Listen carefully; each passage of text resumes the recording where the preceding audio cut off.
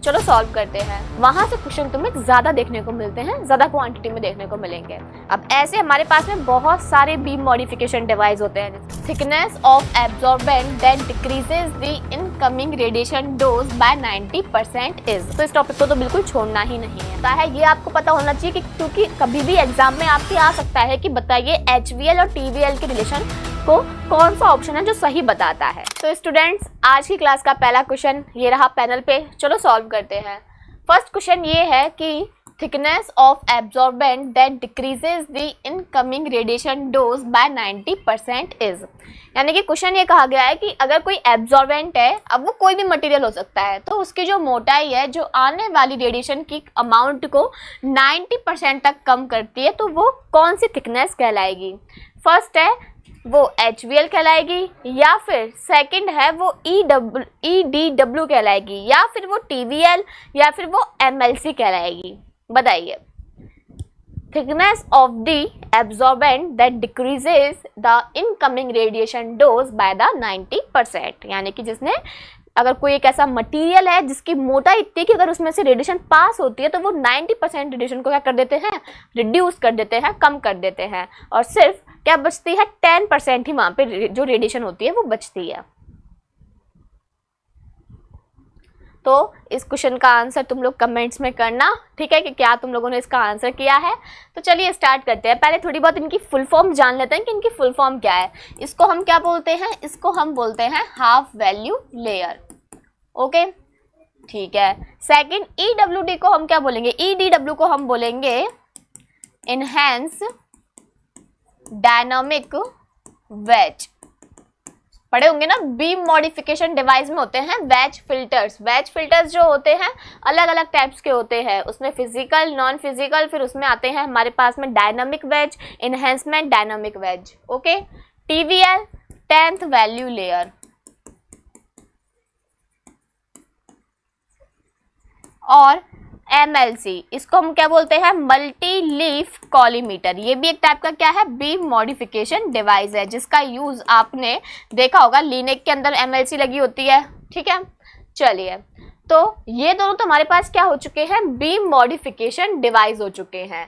Beam modification device कौन से होते हैं, जो बीम को क्या कर देते हैं, मॉडिफाइड कर देते हैं, जिससे पेशेंट को जो डोज है वो यूनिफॉर्मली मिल सके, क्योंकि पेशेंट की बॉडी क्या होती है, हेट्रोजीनस होती है। ओके, अब ऐसे हमारे पास में बहुत सारे बीम मॉडिफिकेशन डिवाइस होते हैं, जैसे कि वेज फिल्टर होता है। वेज फिल्टर के भी टाइप्स होंगे जिनको आप पढ़ोगे कि यूनिवर्सल होता है, इंडिविजुअल होता है, डायनामिक होता है। इसके अलावा फिर आप इसमें ये भी पढ़ते हो कि वर्चुअल टाइप भी होता है। अब इस वेज फिल्टर के अलावा और कौन कौन से होते हैं, कंपनसेटिंग फिल्टर्स होते हैं, जिसको हम टिश्यू कंपनसेटिंग फिल्टर्स बोलते हैं। बोलस होता है, ब्लॉक्स होते हैं, पढ़े होंगे ना सबने। तो ये सारे क्या है, और ऐसे ही एक मल्टीलीफ कॉलीमीटर्स होते हैं हमारे पास में, इंडिपेंडेंट जॉज होते हैं। तो ये सारे क्या है हमारे पास में, बीम मॉडिफिकेशन डिवाइस है। लेकिन अगर हम क्वेश्चन की तरफ चलें तो क्वेश्चन हमें क्या पूछ रहा है, थिकनेस ऑफ द एब्जॉर्बेंट, यानी कि वो एक थिकनेस के बारे में पूछ रहा है हमसे क्वेश्चन। तो हमने पढ़ा है HVL और TVL दोनों के ही बारे में कि ये क्या बताती हैं। ओके, तो HVL होती है हाफ वैल्यू लेयर, या आप इसको बोल सकते हो HVT, हाफ वैल्यू थिकनेस। उसी तरीके से TVL होती है, इसको आप बोल सकते हो TVT, 10th value of thickness. Okay, चलिए इन दोनों का मतलब समझते हैं। HVL का, HVL क्या होती है कि एक किसी भी मटेरियल की वो थिकनेस जो आने वाली रेडिएशन को क्या कर दे, 50% कम कर दे या फिर रिड्यूस कर देती है, उसको हम क्या बोल देते हैं, HVL। और उसी तरीके से क्या होती है, TVL होती है, जो क्या कर देती है, सिर्फ 10% को ही आने देती है, बाकी सबको क्या कर देती है, रिड्यूस कर देती है, कम कर देती है। क्लियर। तो इस तरीके से HVL जो होती है उसमें हम क्या बोलते हैं,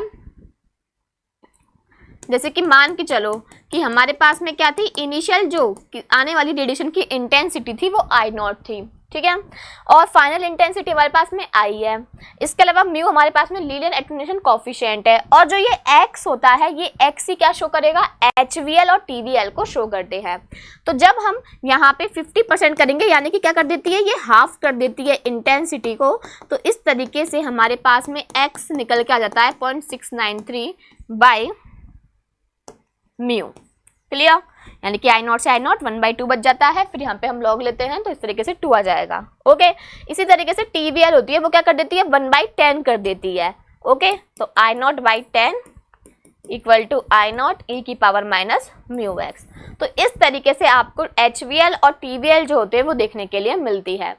अब HVL और TVL में किस तरीके से रिलेशन होता है ये आपको पता होना चाहिए, क्योंकि कभी भी एग्जाम में आपके आ सकता है कि बताइए HVL और TVL के रिलेशन को कौन सा ऑप्शन है जो सही बताता है। ठीक है, चलिए, तो इसका आंसर क्या चला जाएगा TVL। तो आपको बी मॉडिफिकेशन डिवाइस भी जो नॉर्मली होते हैं ना, मतलब सरफेसली पढ़ के जाओ, उसी से लगभग क्वेश्चन देखने को मिलेंगे, और ये जो थिकनेस होती है इनके बारे में पढ़ के जाओ। साथ साथ में एक और चीज याद रखना कि HVL जो होती है, ये HVL HVT जो होती है किससे रिलेटेड होती है, KVP से होगी कि MA से होगी, ये KVP जो होती है उससे रिलेटेड होती है। ठीक है, यानी कि क्वालिटी ऑफ एक्सरे बीम से। चलिए, तो इस तरीके से आपको ये क्वेश्चन सॉल्व करने हैं, जितना हो सकता है उतना पढ़ के जाओ कॉन्सेप्ट्स को, क्वेश्चन यहाँ से ही बनेंगे। ओके, नेक्स्ट क्वेश्चन क्या पूछ रहा है, which of the following combinations in correct for an x-ray film, यानी कि एक्सरे फिल्म के लिए निम्नलिखित में से कौन सा ऐसा मतलब कॉम्बिनेशन है जो बिल्कुल सही है। तो पहले तो इन चीजों को नोट कर लो कि सही पूछा है।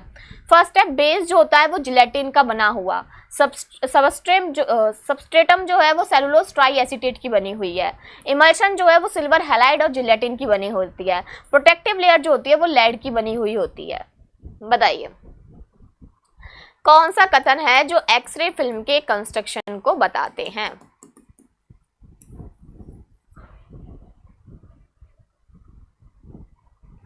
बताइए, तो स्टार्ट करें। चलो, तो हम बात कर रहे हैं स्ट्रक्चर ऑफ एक्सरे फिल्म के बारे में। तो सबसे पहले हम बात करते हैं इसकी सबसे सपोर्टिव लेयर जो इसका बेस बनाती है, वो बेस किसका बना हुआ होता है। तो सबको पता है वो सेलुलोज ट्राई एसीटेट का बना हुआ होता है, पॉलीएस्टर। ठीक है, चलो नेक्स्ट सेकंड जो हम बात, मतलब पहले के टाइम पे सेलुलोज ट्राई एसीटेट का, फिर हमने इसको किससे बता दिया, पॉलीएस्टर।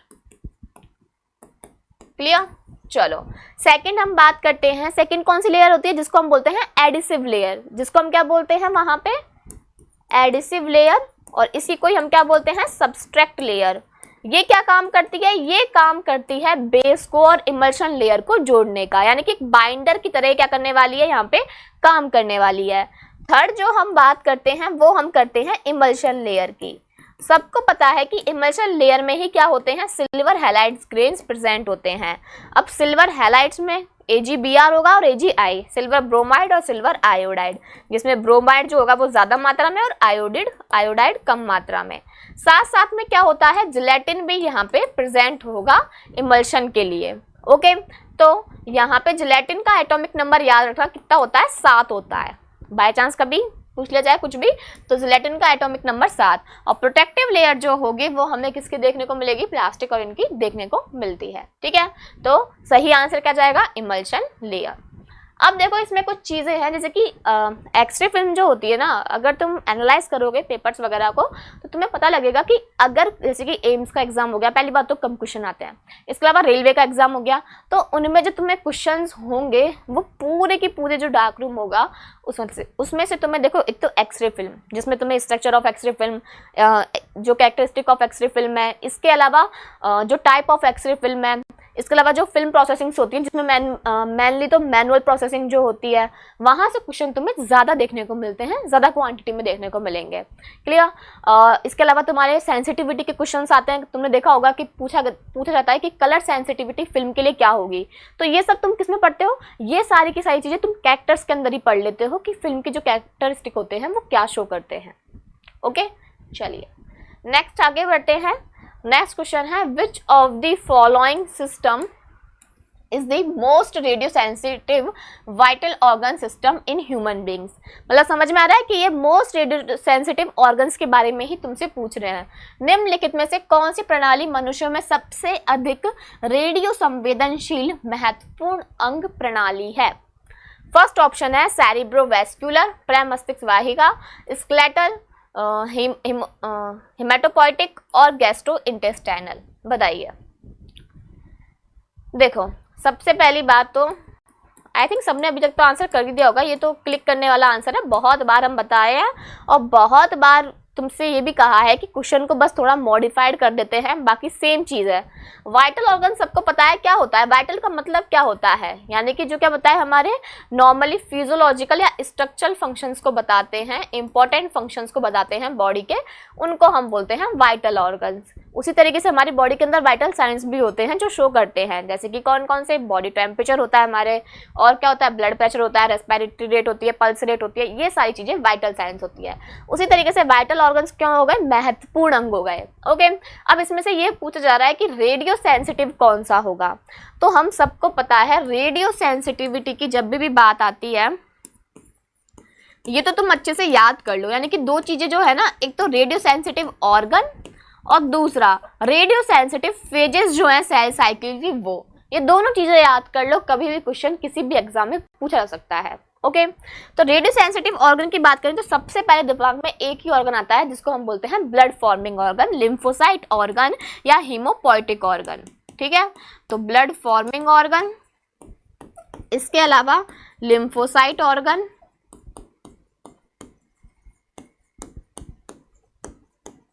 इसके अलावा इसको आप क्या बोल सकते हो, हीमोपोइटिक ऑर्गन।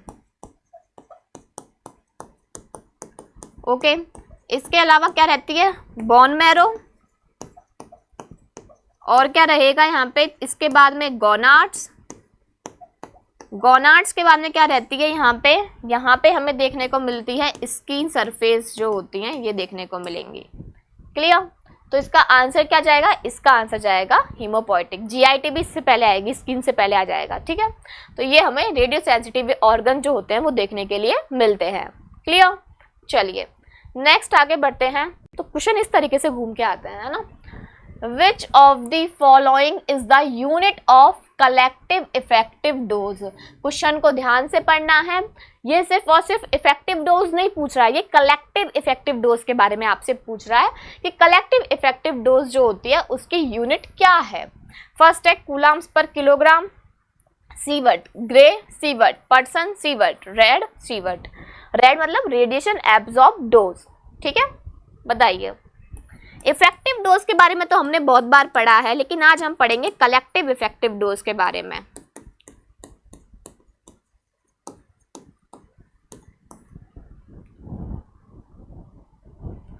बताइए।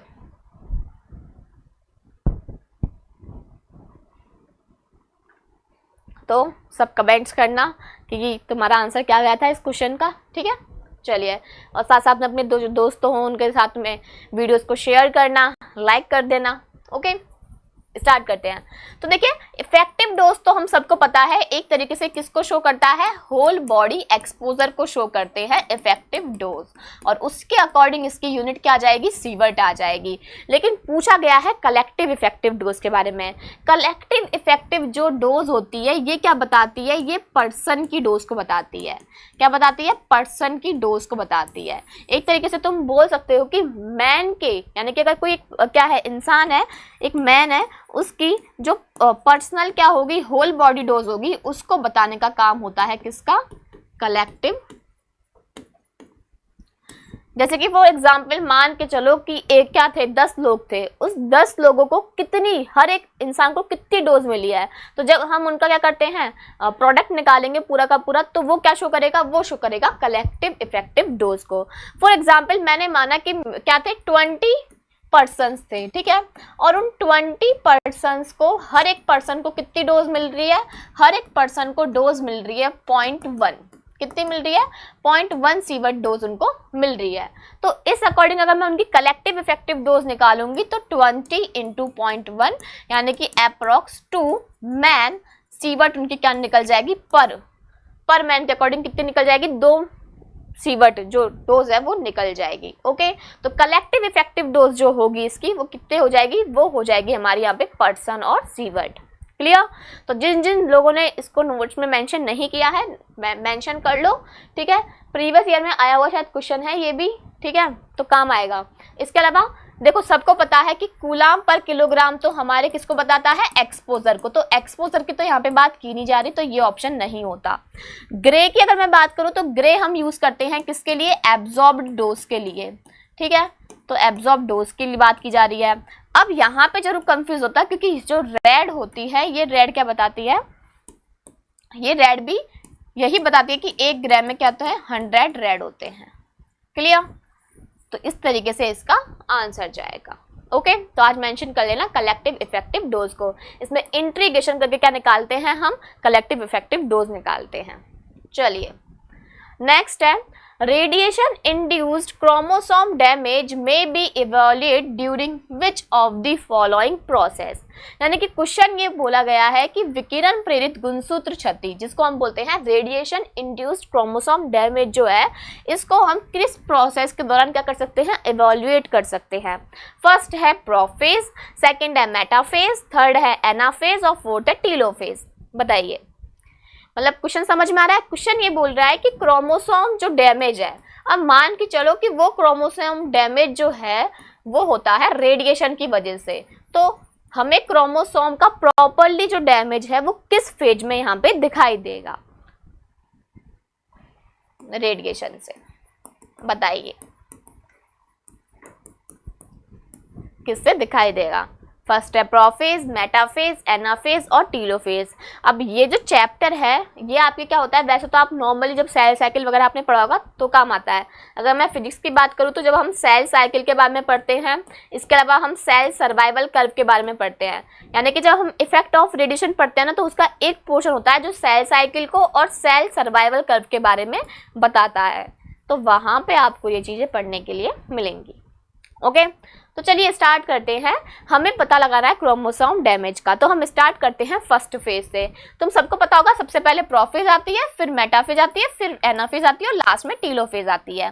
तो देखो प्रोफेज जो होता है इसमें क्या होता है, इसमें क्रोमोसोम्स जो होते हैं ये बनने स्टार्ट होते हैं, यानी कि कंडेंस होना स्टार्ट होता है क्रोमोसोम्स का। ये क्या होती है, सबसे अर्ली स्टेज होती है। क्या होती है, अर्ली स्टेज। यहाँ पे क्या होते हैं, क्रोमोसोम्स कंडेंस होना स्टार्ट होते हैं।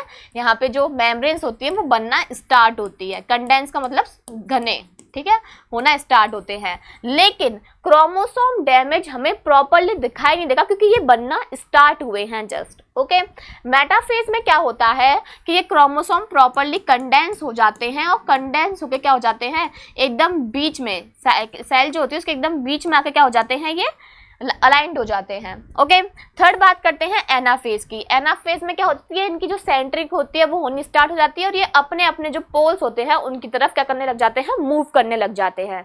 और टीलोफेज में फिर क्या बन जाती है, लास्ट में हमें जो डॉटर सेल है वो बनती हुई दिखाई देती है। क्लियर, तो इस तरीके से हम क्या करते हैं, यहाँ पे इन सेल साइकिल्स के बारे में बात करते हैं।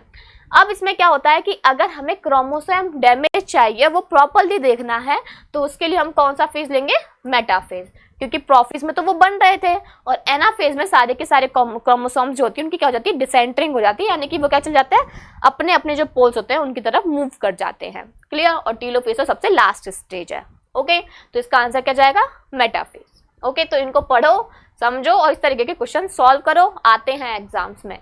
नेक्स्ट क्वेश्चन है, during radio active handling the clothing of the individual that has been contaminated should be. यानी कि क्या हुआ है कि रेडियोधर्मी पदार्थों के साथ कार्य करने के दौरान, यानी कि कोई वहाँ पे वर्कर है जो क्या कर रहा है, वहाँ पे काम कर रहा है उस रेडिएशन फील्ड में, तो उस व्यक्ति के अगर कपड़े संदूषित हो गए हैं तो उनके साथ क्या करना चाहिए, बर्न्ड इमीडिएटली, उन्हें तुरंत जला देना चाहिए। मतलब सोच रहे तुरंत जला देना चाहिए।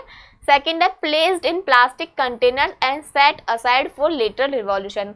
प्लास्टिक कंटेनरों में रखा जाना चाहिए और बाद में क्या करना चाहिए, इवैल्यूएट के लिए अलग रखना चाहिए। थर्ड है shaking out and put back on. झाड़ कर दोबारा पहन लो। क्या ही थी, रेडिएशन थी, झाड़ दी, हट गई, वापस पहन लो। फोर्थ है aired out on a close line to decontaminate. संदूषण हटाने के लिए कपड़ों को तार पर हवा में डाल दिया जाना चाहिए, क्योंकि रेडिएशन और पानी में अंतर थोड़ी होता है, जैसे पानी सूख जाएगा वैसे रेडिएशन भी सूख जाएगी। समझ रहे हो ना। चलो बताओ इसका आंसर, बताइए। नॉर्मल क्वेश्चन है, सिंपल सा है, बता दीजिए। चलिए तो नीचे से स्टार्ट करते हैं। सबसे पहले ये बात कि अनंत देखो भाई, पानी में और रेडिएशन में अंतर है, तो रेडिएशन से इफेक्टेड क्लोथ को अगर आप तार पे सुखा भी दोगे तो एयर उसको कोई वहाँ से रेडिएशन को हटा नहीं देगी कि उसने हटा दिया और डिकंटामिनेशन हो गया, यानी कि जो भी कंटामिनेटेड हुआ था क्लोथ अब वो सही हो गया, आप वापस उसको पहन लो। तो ये ऑप्शन तो एकदम गलत। सेकंड है कि आप झाड़ कर उसको दोबारा पहन लो, मतलब क्या है कि रेडिएशन ही तो है, कर दिया साफ धूल की तरह और वापस पहन लो, ऐसा भी नहीं होता है। रेडिएशन क्या है, लग चुका है क्लोथ्स के ऊपर, अब वो उसमें क्या रहेगा, जो उसके कहीं ना कहीं अमाउंट जो होंगे वो बची जाएंगे, ठीक है। इसके अलावा तुरंत जला देना चाहिए, यानी कि तरीके से पॉल्यूशन को वापस बढ़ाना। रेडियो एक्टिव जो वहाँ पे ऑलरेडी उसमें प्रेजेंट मॉलिक्यूल्स होंगे या एटम्स होंगे उनको हम क्या कर रहे हैं, जला रहे हैं, तो ये ऑप्शन भी गलत। हम उसको क्या रखेंगे, हम उसको एक प्लास्टिक कंटेनर में अलग करके रख देंगे। ओके, समझ में आई बात। तो ये क्या होता है, बी। अब इस चीज को इस तरीके से मत करना तुम कि हम एप्रॉन पहन के जाते हैं वापस उसी को ही पहनते हैं बार बार, ठीक है। क्वेश्चन पे ध्यान दो। चलो नेक्स्ट क्वेश्चन है, threshold dose for the permanent sterility is in women is, ठीक है, यानी कि महिलाएं जो होती है उनमें परमानेंट स्टेरिलिटी के लिए थ्रेशोल्ड डोज कितनी होनी चाहिए, 0.5 से 2 ग्रे, 3.5 से 6 ग्रे, 0.5 से 1 ग्रे या 2.5 से 6 ग्रे, बताइए। परमानेंट स्टेरिलिटी वुमेन के अंदर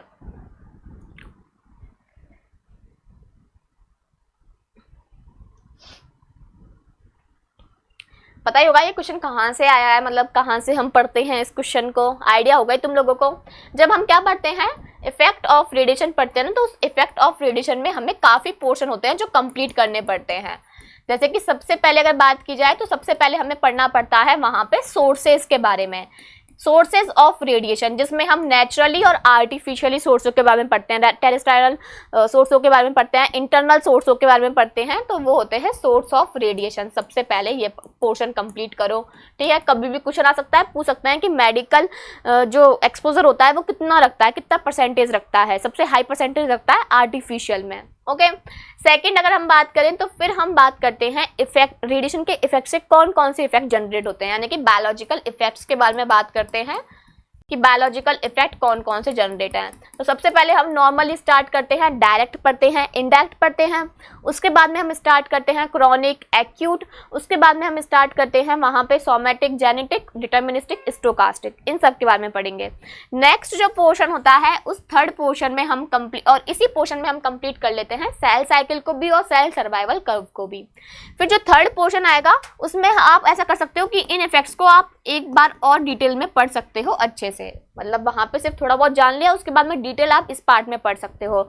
इस डिटेल पार्ट में आपको जो डोज लिमिट होंगी वो भी पढ़ने के लिए मिलेंगी कि कितनी कितनी डोज लिमिट मिलती है हर एक पेशेंट को, मतलब अगर इफेक्टिव डोज है पब्लिक के लिए कितनी होगी, तो ये सारी डोज लिमिट आप इसमें पढ़ सकते हो। और फोर्थ पोर्शन जो होता है जिसमें आप पढ़ते हो use factor, occupancy factor, workload, इन सब के बारे में आप पढ़ते हो, जहाँ से कभी ना कभी आपको क्वेश्चन देखने के लिए मिला होगा, ठीक है। तो इस तरीके से ये 4 पोर्शन में कंप्लीट किया जाता है। उसी के ही एक पोर्शन में जहां पे हम डिटेल में बायोलॉजिकल इफेक्ट्स को पढ़ते हैं, तो हम 2 इफेक्ट पढ़ते हैं, एक डिटर्मिनिस्टिक और स्टोकास्टिक। तो हम यहाँ पे एक चीज पढ़ते हैं जिसको हम बोलते हैं थ्रेशोल्ड डोज। ये थ्रेशोल्ड डोज हमें क्या बताती है कि अगर इस डोज के बराबर या इससे ज़्यादा की हमें क्या नहीं मिली, डोज नहीं मिली, तो जो हमारा इफेक्ट है वो नहीं होगा। अब डिटर्मिनिस्टिक में थ्रेशोल्ड डोज होती है और स्टोकास्टिक में नहीं होती है, ठीक है। अब क्या पूछा गया है कि स्टेरिलिटी पूछा गया है यहाँ पे। अब 2 तरीके की स्टेरिलिटी होती है, एक परमानेंट और एक टेम्परेरी, ठीक है। तो एक चीज याद रखना कि मैन और वुमेन में मैन जो होता है उसकी स्टेरिलिटी जो होगी उसमें डोज ज्यादा देखने के लिए आपको मिलेगी, ठीक है, सॉरी कम देखने को मिलेगी, ठीक है, परमानेंट में, और उसमें थोड़ा अलग होता है। तो ना तो 0.5 से 2 ग्रे है, ना 0.5 से 1 ग्रे है, 2.5 से 6 ग्रे हम मेल की मान लेते हैं और फीमेल की 3.5 to 6 ग्रे जाती है, ठीक है। तो ये चीजें हैं जो तुम्हें याद रखनी पड़ेंगी। चलिए नेक्स्ट आगे बढ़ते हैं। नेक्स्ट क्वेश्चन है, which of the following spectrum range is not use as filter due to higher sensitivity to x-ray films.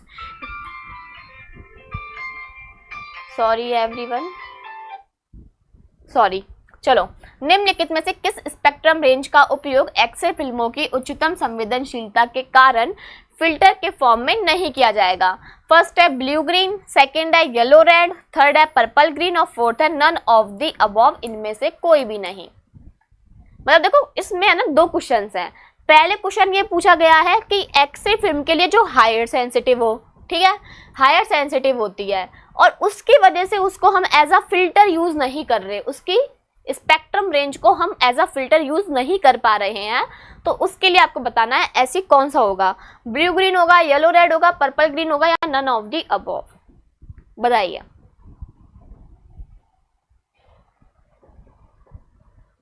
क्या जाएगा इसका आंसर।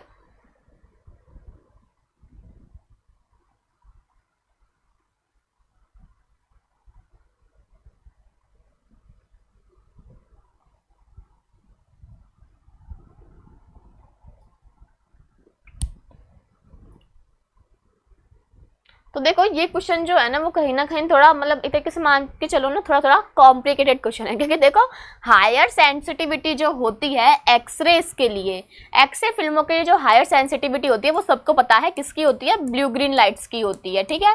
और ये ब्लू ग्रीन लाइट्स किसके लिए होंगी हमारे पास में, ये हमारे पास में होंगी किसके लिए, ऑर्थोक्रोमेटिक फिल्म्स के लिए। ऑर्थोक्रोमेटिक फिल्म्स जो क्या करती हैं, दोनों टाइप के करेंगे, और इन दोनों टाइप का यूज हम क्या इसमें करते हैं, एज अ फिल्टर भी हम इनका यूज करते हैं कि नहीं करते हैं। तो ये जो क्वेश्चन है, या तो ये क्वेश्चन इस अकॉर्डिंग पूछा गया था एग्जाम्स में कि जो फिल्टर है, अब इसकी एक स्पेक्ट्रम रेंज को बोला गया कि एक स्पेक्ट्रम रेंज है, ठीक है। तो जो ब्लू ग्रीन क्या होती है, यहाँ पे लाइट्स होती हैं, इन ब्लू ग्रीन फिल्म्स या सेंसिटिव फिल्म्स जो होती हैं इनके अंदर होती है एक रेंज तक की हम क्या कर सकते हैं, एक स्पेक्ट्रम रेंज जो स्टैंडर्ड होती है उसका हम यूज नहीं करते हैं, या तो उससे अबव का यूज करते हैं या उससे अंडर, हम क्या अंडर रेंज का यूज करते हैं एज अ फिल्टर के फॉर्म में। तो इस टाइम पे उसका आंसर गया था ब्लू ग्रीन के फॉर्म में, कि जो ब्लू ग्रीन होता है उसकी अगर स्पेक्ट्रम रेंज स्टैंडर्ड है तब हम उसका यूज नहीं करेंगे, अगर उसकी रेंज या तो अबव है, ओवर है या फिर क्या है अंडर रेंज है तब हम उसका यूज करेंगे एज अ फिल्टर। क्लियर। चलो नेक्स्ट क्वेश्चन है, which of the following is a radiographic study of the urinary bladder that involves the direct injection of a contrast media through a catheter। Question ये बोला गया है निम्न में से कौन ऐसे ब्लैडर का रेडियोग्राफिक स्टडी है जिसमें एक कैथेटर के माध्यम से, नलिका के माध्यम से कॉन्ट्रास्ट मीडिया का सीधा इंजेक्शन शामिल है। फर्स्ट है intravenous pyelogram, intravenous urogram, retrograde pyelogram या फिर सिस्टोग्राम। बताइए, सिंपल क्वेश्चन है, बताइए क्या जाएगा इसका आंसर। पढ़ते हैं ना हम रीनल स्टडी पढ़ते हैं स्पेशल इन्वेस्टिगेशन में, उस रीनल स्टडी में हमें बहुत इंपॉर्टेंट चैप्टर्स पढ़ने होते हैं। सबसे पहले हम स्टार्ट ही इंट्रावीनस पाइलोग्राफी या फिर इंट्रावीनस यूरोग्राफी से करते हैं, ठीक है। आईवीपी और आईवीयू के बाद में हम करते हैं रेट्रोग्रेड पाइलोग्राम को पढ़ते हैं कि रेट्रोग्रेड पाइलोग्राफी क्या होगी। पाइलोग्राफी का मतलब है स्टडी और पाइलोग्राम का मतलब हो गया रेडियोग्राफ का मिलना। क्लियर। थर्ड जो हम बात करेंगे यहाँ पे वो क्या होती है, जैसे कि हम बात करते हैं एमसीयू की, मिक्चुरेटिंग सिस्टो यूरिथ्रोग्राम की, या हम बात करते हैं आरजीयू की वहाँ पे, ठीक है। चलो इसके अलावा रेट्रोगेट यूरिथ्रोग्राम की, ओके, तो इनको हम पढ़ते हैं। एक साथ हम नेफ्रोस्टोमी को भी पढ़ते हैं, ओके। तो ये कुछ क्या होती हैं, रीनल स्टडीज होती हैं जिनको हम पढ़ते हैं स्पेशल इन्वेस्टिगेशंस में।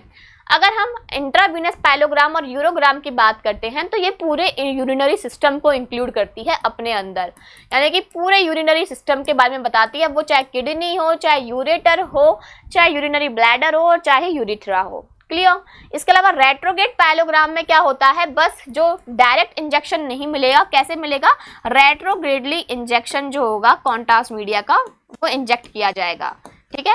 कॉन्ट्रास्ट मीडिया के हमने मेथड्स पढ़े हुए हैं ऑलरेडी कि क्या होता है, एक तो ओरली होता है, एक रेट्रोग्रेडली होता है, एक इंट्रावीनसली होता है, इंट्रा आर्टिकल होता है, इंट्रा एट्रिकुलर होता है, इस तरीके से होता है, इंट्राथिकल होता है जिसका यूज हम माइलोग्राफी में करते हैं, ओके। तो आंसर क्या जाएगा, सिस्टोग्राम। तो सिस्टोग्राम में हम क्या करते हैं, यूरिनरी ब्लैडर की प्रॉपर्ली स्टडी करते हैं। क्लियर। चलिए नेक्स्ट क्वेश्चन की हम बात करते हैं, where does the sign fluorography record image.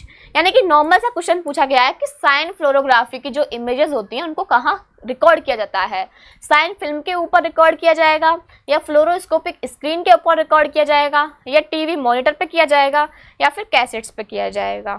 बताइए, साइन फ्लोरोग्राफी की जो इमेज होती हैं उनको कहाँ रिकॉर्ड किया जाता है। बहुत इजी क्वेश्चन लग रहा होगा सबको कि क्या क्वेश्चन है, ये तो बहुत इजी है। देखो इजी तो है, लेकिन सबसे पहले तुम साइन फ्लोरोस्कोपी के बारे में पढ़ो। मैंने बहुत बार तुम्हें क्लासेस में भी बताया है इस चीज़ को कि देखो अब ऐसा हो गया है कि एग्जाम्स में से क्वेश्चंस फ्लोरोस्कोपी का नॉर्मल इंट्रो की थॉमस ए एडिसन ने 1916 में इसकी खोज की थी, इस तरीके से रियल टाइम इमेज को बताते हैं, डायनामिक इमेज को बताते हैं, टेम्पोरल रेजोल्यूशन को बताते हैं, 3 तरीके की इसकी फ्लोरोस्कोपी होती है। ठीक है, वो चीज़ तो तुम्हें पढ़नी ही पढ़नी है, वो चीज़ें तो नॉर्मल सी हैं, बेसिक मान के चलो कि वो तो तुम्हें पढ़ना ही है, इंट्रो और इसकी बेसिक इंफॉर्मेशन। ठीक है, लेकिन इसके अलावा जो तुम्हें अब पढ़ना है, इसमें थर्ड है इसका कंस्ट्रक्शन पार्ट, जिसमें तुम्हें ये पढ़ना है कि किस तरीके से इनपुट फॉस्फोर की स्क्रीन में क्या क्या चीज़ें प्रेजेंट होती है, किस किस की वो बनी होती है, इसी तरीके से focusing electrode, anode, output phosphor. इसके बाद में तुम्हें स्टार्ट करना है मेन चैप्टर, जहाँ से क्वेश्चन आते हैं कि अगर हम फ्लोरोस्कोपी का यूज़ कर रहे हैं तो ये एक ऐसी मशीन है जिसका यूज़ होता है इमेज के जो ब्राइटनेस होता है, जो इल्यूमिनेंस होता है, उसको बढ़ाने के लिए। तो उसके लिए हमें जो फैक्टर ज़रूरत पड़ती है, ब्राइटनेस गेन की, कन्वर्जन गेन की, और जो चीज़ उसको कम करते हैं, जैसे कि वेलिंग लेयर उसको कम करती है। ठीक है, जो क्या बताती है, स्कैटर एक्सरेज को बताती है, इलेक्ट्रॉन्स को बताती है ट्यूब के अंदर जो क्या हो रहे हैं, स्कैटर हो रहे हैं, जो क्या कर रहे हैं, डोज को बढ़ाने का काम कर रहे हैं कहीं ना कहीं। ओके, इसके अलावा तुम्हें इसमें डिसऑर्टेशन पता होने चाहिए कि डिसऑर्टेशन इसमें क्या होता है, पिन कुशन डिसऑर्टेशन होता है, एस टाइप डिसऑर्टेशन होता है, पढ़ो इनके बारे में, इंपॉर्टेंट है। इसके अलावा अब क्या होता है कि यहाँ पे हम लास्ट आउटपुट फॉस्फोर तक इसको छोड़ देते हैं, लेकिन हमें इसके जो वीडियो सिस्टम होता है, video coupling system, TV monitors, उन सब के बारे में पढ़ो, साइन फ्लोरोस्कोपी के बारे में पढ़ो, पल्स फ्लोरोस्कोपी के बारे में पढ़ो, यहाँ से तुम्हारे क्वेश्चन आते हैं। और सबसे मोस्ट इम्पॉर्टेंट ये पढ़ो कि पेशेंट डोज फ्लोरोस्कोपी में कैसे रिड्यूस हो रही है, इसके रीजन जानो, खुद दिमाग लगाओ और फिर लिखो उन चीज़ों को नोट्सों में कि इस तरीके से कम होगी। क्लियर? तो सिंपल सी बात है कि साइन फ्लोरोग्राफी जो है वो किस पे होगी, साइन फिल्म पे ही होगी, इमेजेस पे। फ्लोरोस्कोपिक स्क्रीन की अगर मैं यहाँ पे बात करूँ तो फ्लोरोस्कोपिक स्क्रीन में हम नॉर्मल फ्लोरोस्कोपी की बात कर सकते हैं। ओके, इसके अलावा टीवी मॉनिटर पे तो क्या होती है, ये शो की जाती है, डिस्प्ले की जाती है, और कैसेट्स के बारे में हम यहाँ पे बात ही नहीं करेंगे, हम यहाँ पे फ्लोरोसेंट स्क्रीन के बारे में बात करते हैं, इमेज इंटेंसिफायर के बारे में बात करेंगे। क्लियर? तो इस तरीके से क्वेश्चंस जो हैं उनको याद करो। ये याद करो कि साइन फ्लोरोस्कोपी में डोज ज़्यादा मिलेगी कि कम मिलेगी, तो क्या मिलती है, ज़्यादा मिलती है। ठीक है, चलो नेक्स्ट क्वेश्चन है, what is the function of the activator in the developer solution. Question ये बोला गया है कि डेवलपर सॉल्यूशन में उत्प्रेरक का कार्य क्या होता है।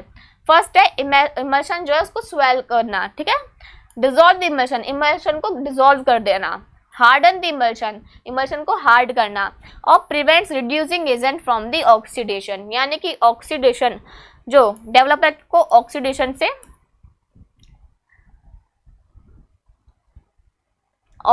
से रिड्यूसिंग एजेंट्स को रोकना। क्लियर? बताइए क्या जाएगा इसका आंसर।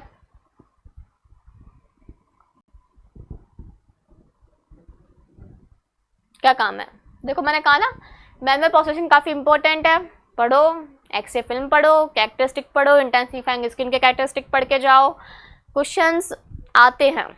ठीक है, अब एक ही मिले, 2 ही मिले, वो अलग बात है।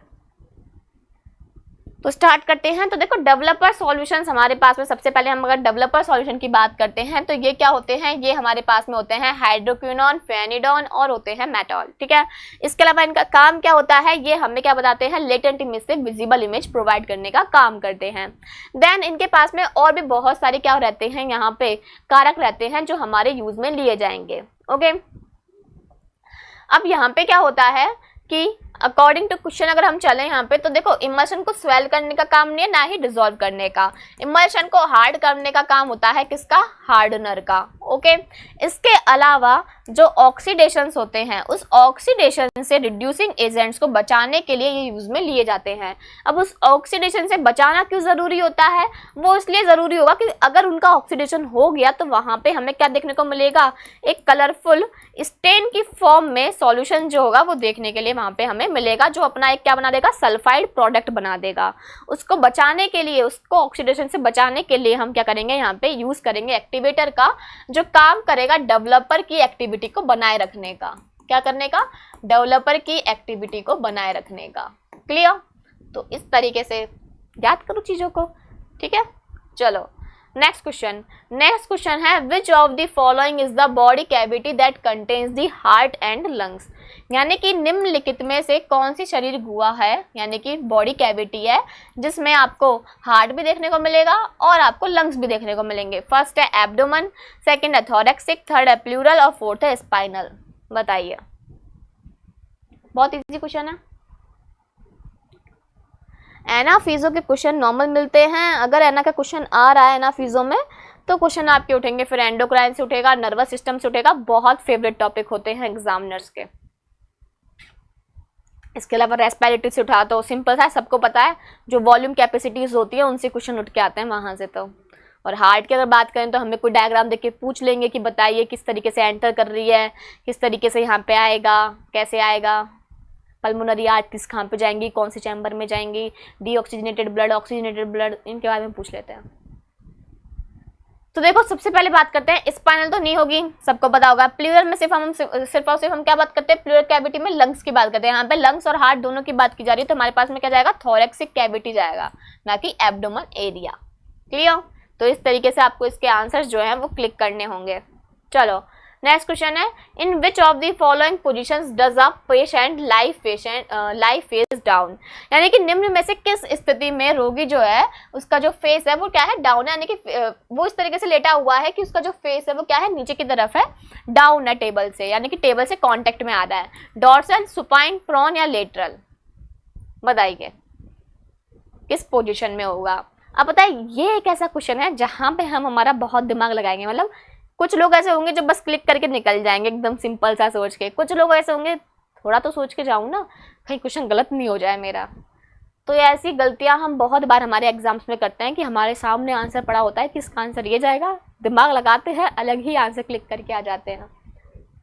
तो ये कहीं ना कहीं आजकल ऐसा हो गया है कि दिमाग उतना ही लगाओ जितना ज़रूरी है, ठीक है। तो देखो सबसे पहली बात, सुपाइन तो सबको पता होगा कि सुपाइन में तो क्या होता है, फेस जो होता है वो डाउन नहीं होता, ठीक है, फेस अप होता, ठीक है। लेटरल में क्या होता है कि हम साइड में लेटा रहे हैं, यानी कि साइड अप कर रहे हैं, ठीक है, तो साइड अप के लिए भी हम इसका यूज नहीं करेंगे।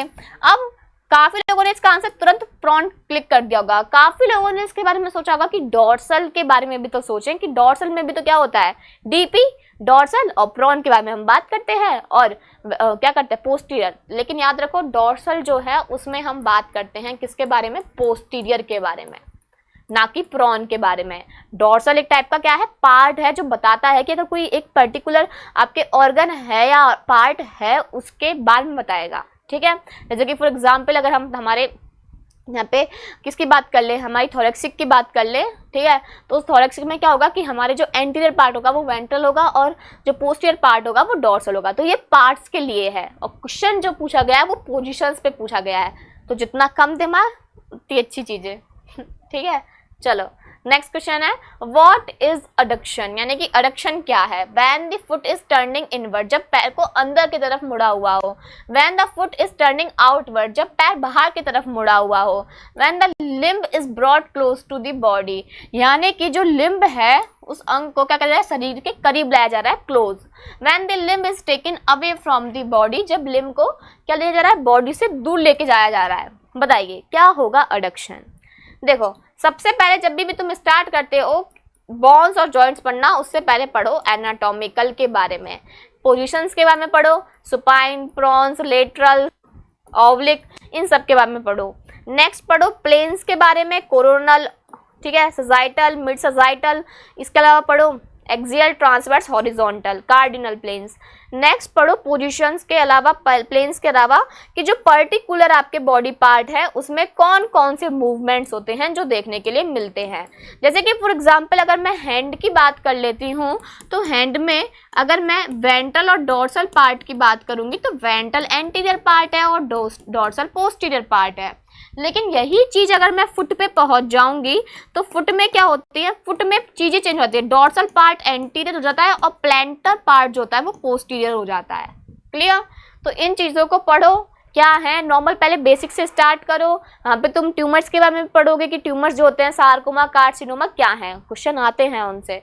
ओके इसी तरीके से हमारे पास क्या होते हैं, मूवमेंट्स होते हैं दो टाइप के, एक हम बोलते हैं अबडक्शन और एक हम बोलते हैं अडक्शन। ठीक है।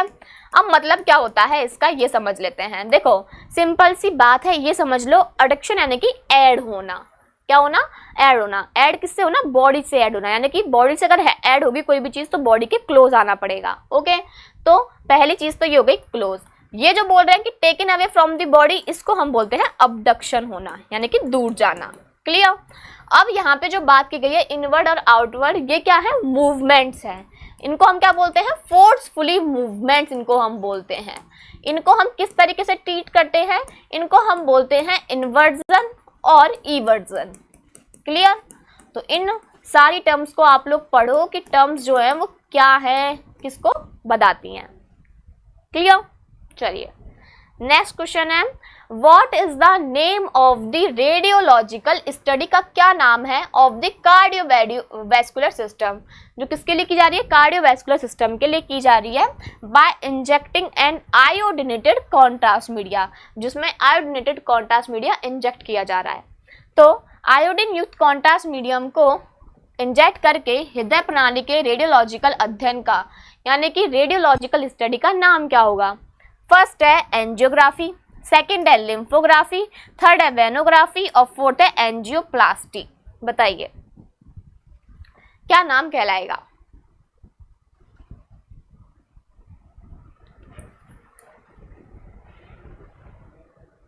तो आप लोग सब कमेंट्स करना कि आपने कितने क्वेश्चन सही किए हैं और कितने क्वेश्चंस गलत हुए हैं आप लोगों के। ओके, चलिए तो स्टार्ट करते हैं। सबसे पहले हम कि ये सबको पता है कि एंजियोग्राफी होता है, उसमें ही हम क्या करते हैं, सारी की सारी जितनी भी कार्डियक वेसल्स होती हैं या पल्मोनरी वेसल्स होंगी उनकी क्या करते हैं? स्टडी करते हैं। और उसके लिए जो मोस्ट इम्पॉर्टेंट टेक्निक का हम यूज़ करते हैं उसको हम स्लेंजर टेक्निक बोलते हैं, जिसमें हम कैथेटर का यूज़ करेंगे, जिसमें हम गाइड वायर्स का यूज़ करेंगे, शीट्स का यूज़ करेंगे और उसके अकॉर्डिंग बॉडी के अंदर कॉन्ट्रास्ट मीडिया फिल किया जाएगा। क्लियर? तो इसका आंसर तो ये सिंपल सा है कि जब आयोडिनेटेड कॉन्ट्रास्ट मीडिया को आप इंजेक्ट करोगे तो वो रेडियोलॉजिकल स्टडी एंजियोग्राफी हो जाएगी। अब इसमें कौन सा करते हैं? आयोडिनेटेड करते हैं। ठीक है, अब एंजियोग्राफी में भी आपकी दो टाइप की होती है। कौन कौन सी? एक जो होती है उसको हम बोलते हैं कोरोनरी, यानी कि क्या हो जाएगी हमारे हार्ट से रिलेटेड, और एक होती है सेरिब्रल जो हो जाएगी हमारे ब्रेन से रिलेटेड, ब्रेन और नेक से। लिम्फोग्राफी जिसमें हम किसके बारे में बात करेंगे? लिम्फ्स के बारे में बात करने वाले हैं। ओके, वेनोग्राफी जहाँ पे हम बात करेंगे वेन्स के बारे में, और एंजियोप्लास्टी जो एक क्या है अलग से प्रोसीजर होता है। क्लियर? तो ये चीजें हैं जो आपको बताएंगी इसके बारे में, तो ये स्पेशल इन्वेस्टिगेशन का पार्ट है। नेक्स्ट क्वेश्चन है, which of the following is the incorrect statement, यानी कि आपको गलत स्टेटमेंट बताना है रिगार्डिंग माइलोग्राफी, माइलोग्राफी के अकॉर्डिंग। ओके, फर्स्ट स्टेटमेंट क्या है? Myelography is a contrast investigation carried out of visualization of the contents of the spinal thecal sac, यानी कि माइलोग्राफी स्पाइनल थिकल सैक की जितने भी उसमें रिलेटेड कंटेंट होते हैं उनको दिखाने के लिए क्या है? ये एक इन्वेस्टिगेशन है, एक जांच है। ठीक है, चलिए नेक्स्ट है, myelography is performed by installing non ionic water soluble contrast, यानी कि माइलोग्राफी में हम नॉन आयोनिक आयोडिनेटेड कॉन्ट्रास्ट का यूज करते हैं।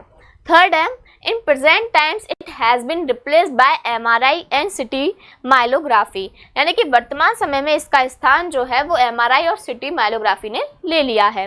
There is no risk of an allergic reaction to the contrast dye, यानी कि इस प्रोसीजर में कॉन्ट्रास्ट डाई के इंजेक्शन से एलर्जी की प्रतिक्रिया का कोई खतरा नहीं है। बताइए कौन सा ऑप्शन है जो इसका गलत जाएगा? इनकरेक्ट पूछा है, करेक्ट नहीं पूछा। तो पहले तो मैं वो दो ऑप्शन हटा दूं जो तुम सबको लग रहा होगा कि बिल्कुल सही हैं ये ऑप्शंस। तो फर्स्ट तो एक तो ये हो गया कि MRI और CT के जो CT माइलोग्राफी है उन्होंने आज के टाइम पे क्या हटा दिया? माइलोग्राफी को हटा दिया है। तो एक तो ये एकदम सही स्टेटमेंट है ना, मतलब रॉन्ग का मतलब ये है कि ये आंसर नहीं जाएगा, ये सही स्टेटमेंट है। इसके अलावा माइलोग्राफी में बहुत बार हम पढ़ते हैं और बहुत बार क्वेश्चन ये तुम लोग पूछते हो कि कौन सा कॉन्ट्रास्ट मीडिया यूज करते हैं? Non ionic water soluble iodinated contrast media का हम यहाँ पे यूज करते हैं, ये भी सही है। तीसरा ये बोला गया है यहाँ पे, अब इनमें दोनों में तुमको कंफ्यूज हो रहा हो क्योंकि यहाँ पे तुम्हें दे दिया गया है स्पाइनल थिकल सैक। अच्छा मुझे ये बताओ कि जो कॉन्ट्रास्ट मीडिया है उसका मोड एडमिनिस्ट्रेशन कौन सा होता है बॉडी के अंदर माइलोग्राफी के लिए? कौन सा होता है? इंट्राथीकल होता है। इंट्राथीकल में हम क्या बोलते हैं कि जिसमें हम जो कॉन्ट्रास्ट मीडिया है वो कहाँ पर देंगे? सब एरिकनॉइड स्पेस में फिल करते हैं। ओके, उसके अकॉर्डिंग फिर हम एल स्पाइन के, फिर हम सी स्पाइन, इन सबके क्या करते हैं? पंक्चर्स होते करते हैं और फिर हम उनका रेडियोग्राफ लेते हैं। तो जितने भी स्पाइनल थिकल सैक के आसपास की स्ट्रक्चर होंगी उन सबको विजुलाइज करने के लिए, सबको देखने के लिए हम क्या करते हैं? माइलोग्राफी करते हैं। क्लियर? अब जिसको हम बोलते हैं स्पाइनल कॉर्ड और नर्व रूट्स को देखने के लिए। ठीक है, चलिए। इसके अलावा ये कहा गया है कि कॉन्ट्रास्ट डाई से कोई एलर्जिक रिएक्शन नहीं है। नहीं, जब भी हम कॉन्ट्रा इंडिकेशन पढ़ते हैं तो उसमें हम साफ साफ ये पढ़ते हैं कि ये प्रोसीजर उन लोगों में नहीं किया जाएगा जिनको क्या है? एलर्जी है कॉन्ट्रास्ट मीडिया से, क्योंकि हम चाह रहे हैं कि उनका इन्वेस्टिगेशन हो, डायग्नोस हो, उनका ट्रीटमेंट हो। लेकिन अगर कोई पेशेंट है जिसको ऑलरेडी उससे एलर्जी है तो वो उसकी हालत को और ख़राब कर देंगे। ठीक है, तो इससे क्या है? बिल्कुल रिस्क है। क्यों रिस्क नहीं है? तो यही स्टेटमेंट होगा जो कि क्या होगा? रॉन्ग होगा। ओके, चलिए नेक्स्ट क्वेश्चन है, what is the safe dosage rate for the public? यानी कि पब्लिक के लिए जो सेफ डोज रेट है वो क्या है? 1 मिलीसीवर्ट, 2 मिलीसीवर्ट, 15 मिलीसीवर्ट या 20 मिलीसीवर्ट? बताइए कौन सी सेफ डोज रेट है? डोज लिमिट तो तुम याद ही करके जाना। ये टॉपिक तो मतलब तुमने छोड़ा तो तुम ये मान के चलो कोई भी एग्जाम होगी तुम्हारे 1 या 2 क्वेश्चन तो छूटेंगे ही छूटेंगे। ओके, डोज लिमिट में अब तुम्हें क्या करना है? सबसे पहले AERB के अकॉर्डिंग याद करो, ऑक्यूपेशनल वर्कर की याद करो, इफेक्टिव डोज, इक्विवेलेंट डोज याद करो, फिर तुम पब्लिक की याद करो, प्रेग्नेंट वुमेन्स की याद करो, ट्रेनी की याद करो। ओके, इसके अलावा तुम्हें NCRP के अकॉर्डिंग भी पता होना चाहिए। और इसमें एक और चीज़ जोड़ लो कि तुम्हें जो क्या है एक्सरे रूम है उसके जो इक्विपमेंट्स रखे होते हैं या जो रूम होता है उसमें जो लीकेज रेडिएशंस होती हैं, उनके जो डोर्स होते हैं कितने के होने चाहिए, क्या होना चाहिए, वो सब तुम्हें पता होना चाहिए। उस पर क्वेश्चन आते हैं। तो अब देखो क्वेश्चन में कुछ भी नहीं दे रखा है कि कौन सा बोर्ड है, किसके अकॉर्डिंग बताना है, तो हम क्या मान के चलेंगे? AERB ही मान के चलेंगे। ओके, तो AERB atomic energy regulatory board के अकॉर्डिंग ना तो 20 होती है, ना 15 होती है और ना ही 2 होती है। कितनी होती है? 1 मिलीसीवर्ट। जल्दबाजी में इसको 20 क्लिक मत कर देना। 20 जो होती है वो हमारे पास में होती है ऑक्यूपेशनल वर्कर्स की। ठीक है, इसके अलावा कोई भी प्रेग्नेंट वुमेन है तो उसकी सरफेस पे कितनी होगी? 2 मिलीसीवर्ट होगी। और 1 मिलीसीवर्ट किस में जाएगी? वो जाएगी वहां पे एम्ब्रियो और पब्लिक के लिए। क्लियर? तो इन चीजों को ध्यान रखना, ध्यान से पढ़ो, क्वेश्चन आते हैं इस टॉपिक से। नेक्स्ट क्वेश्चन है, which of the following is related to the dacryocystography? यानी कि निम्न में से डेक्रोसिस्टोग्राफी से कौन रिलेटेड है? लंग्स है, आईज है, थ्रोट है या फिर ईयर्स है? बताओ कौन सा एग्जामिनेशन है जो कि डेक्रोसिस्टोग्राफी से ऐसे कौन से पार्ट के लिए किया जाता है? लंग्स के लिए किया जाता है, आइज के लिए किया जाता है, थ्रोट के लिए किया जा रहा है या फिर ईयर्स के लिए किया जा रहा है? बताइए। तो मैंने तुम्हें जब भी क्वेश्चन सॉल्व कराए तब भी हम सबसे पहले तुमसे यही कहा है कि स्पेशल इन्वेस्टिगेशन जब भी पढ़ते हो तो सबसे पहले जो तुम्हें क्वेश्चन सॉल्व करना है वो क्या करना है कि अगर जैसे कि तुमने आईबी भी पढ़ा है तो पहले ये देखो कि ये एग्जामिनेशन किसके लिए हो रहा है। अगर तुमने एंजियोग्राफी पढ़ा है, चाहे सेरिब्रल पढ़ रहे हो, चाहे कोरोनरी पढ़ रहे हो, तो ये देखो किसके लिए किया जाएगा। इसके अलावा बहुत सारे जैसे कि हिस्टोसेल्पिंजियोग्राफी होता है, डेक्रोसिस्टोग्राफी होता है, साइलोग्राफी होता है, ब्रोंकोग्राफी होता है, माइलोग्राफी होता है। इन सब इन्वेस्टिगेशन का सबसे पहला पॉइंट यही समझो कि रेडियोग्राफिक एग्जामिनेशन किसके लिए किया जा रहा है। और सबसे मोस्ट इंपॉर्टेंट बेरियम स्टडी। और तुमने बहुत क्वेश्चन देखे होंगे, swallow, meal follow through, small bowel enema और बेरियम एनेमा। ठीक है, चलिए। तो देखो लंग्स की अगर बात करें और इसके ब्रोंकाई ब्रोंक्यूल्स की बात करते तो हम यूज करते हैं ब्रोंकोग्राफी को। ओके, आइज की बात कर रहे हैं, लैक्रिमल ग्लैंड की बात करेंगे, लैक्रिमल डक्ट की बात करेंगे तो हम यूज करते हैं किसका? डेक्रोसिस्टोग्राफी का। थ्रोट की बात करते हैं और ईयर्स की जब हम बात करते हैं तो इनके लिए अलग चीजें हैं। क्लियर? तो ये चीजें हैं जो आपको अच्छे से याद करनी पड़ेंगी। ओके, नेक्स्ट आगे बढ़ते हैं। नेक्स्ट क्वेश्चन है, which of the following is not included in the definition of medical exposure by the atomic energy radiation protection rule 2004? यानी कि निम्न में से कौन परमाणु ऊर्जा विकिरण संरक्षण नियम 2004 द्वारा क्या है मेडिकल जो डोज है मेडिकल जो एक्सपोजर है उसकी परिभाषा में शामिल नहीं किया गया है। फर्स्ट है patient diagnosed by the radio active equipment, यानी कि रेडियो एक्टिव इक्विपमेंट के द्वारा पेशेंट को डायग्नोस करना। Patient treated by radio active equipment, उनसे पेशेंट को ट्रीट करना। Volunteers in biomedical fields and professionals exposed by the occupation. बताइए।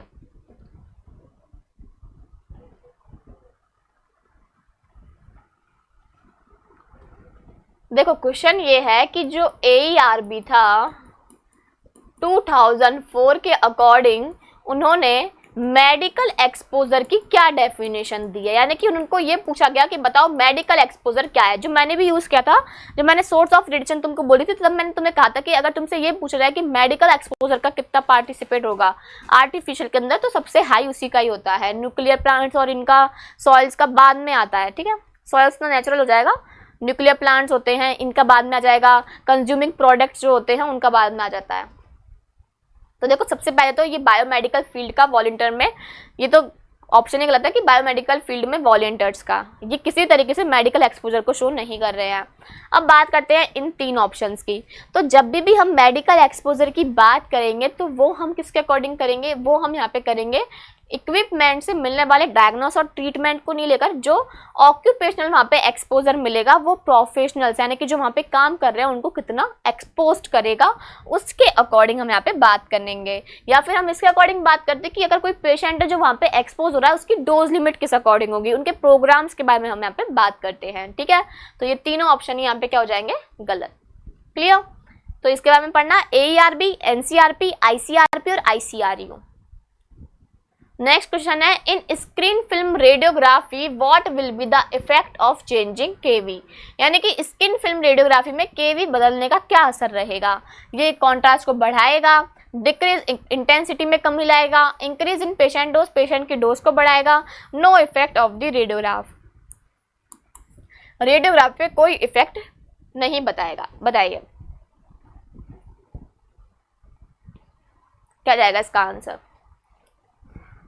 तुम लोग ये क्लास देखो, तुम्हें पसंद आए तो लाइक्स करना, कमेंट्स करना और अपने दोस्तों के साथ शेयर करना, ओके। और जिन जिन लोगों ने अभी तक चैनल को सब्सक्राइब नहीं किया है सुदर्शन पैरामेडिकल को, वो सब्सक्राइब कर लो। कभी भी क्लास आ सकती है तो तुमसे कभी क्लास छूटे नहीं, ये चीज़ ध्यान रखना।